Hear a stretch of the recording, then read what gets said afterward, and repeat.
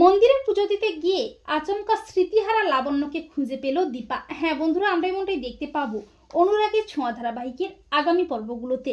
প্রবীর বিধ্বস্ত অবস্থায় ফিরে আসে।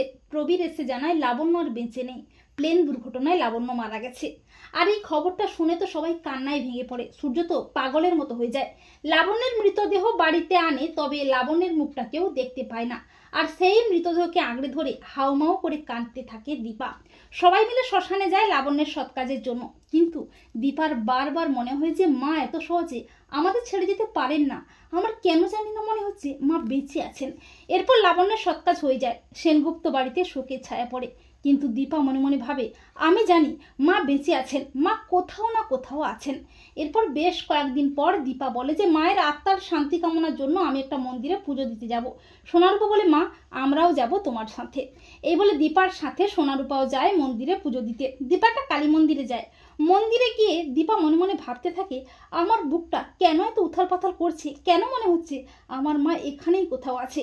দীপা ঠাকুরের কাছে কাঁদতে কাঁদতে আকুল হয়ে প্রার্থনা করে বলে যে মা সত্যি কি আমার মা বেঁচে আছে? আর যদি বেঁচে থাকে ফিরিয়ে দাও না আমার মাকে। আর দীপা যখন ঠাকুরের কাছে হাউমাউ করে কাঁদছে, ঠিক তখনই লাবণ্য পেছন থেকে এসে বলে, মা মা আমাকে একটু প্রসাদ দেবে মা, আমি কয়েকদিন কিচ্ছু খাইনি, আমি আর পারছি না খিদের জ্বালা সহ্য করতে। আচমকা লাবণ্যকে দেখে চমকে যায় দীপা। দীপা বলে, মা। সোনারূপা বলে, দিদি ভাই। দীপা বলে, মা মা তুমি বেঁচে আছো, আমি জানতাম মা তোমার কিচ্ছু হতে পারে না।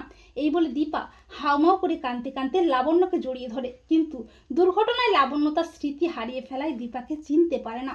লাবণ্য বলে, তুমি কে মা, আর তুমি আমাকে মা বলে কেন ডাকছো? তখন দীপা অবাক হয়ে যায়। দীপা বলে, মা মা তুমি আমাকে চিনতে পারছো না, আমি তোমার দীপা মা। সোনারূপা বলে, দিদি ভাই আমাদের চিনতে পারছো না, আমরা তোমার সোনা দিদি ভাই, রূপা দিদি ভাই।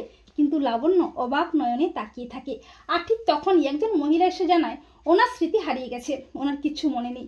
একটা প্লেন দুর্ঘটনা হয়েছিল, সেখান থেকে একটু দূরে ওনাকে আমরা দেখতে পাই। আর তারপরে ওনার সেবা যত্ন করে ওনাকে সুস্থ করে তুলি, তবে উনি ওনার স্মৃতি হারিয়ে ফেলেছেন। তখন দীপা বলে, আমি ওনার মেয়ে, উনি আমার মা। তো বন্ধুরা, তোমরা এটাই চাও তো যে লাবণ্য যেন বেঁচে থাকে আর দীপাও যেন লাবণ্যকে খুঁজে পায়? কমেন্ট করে জানাতে ভুলো না কিন্তু তোমাদের মতামতটি।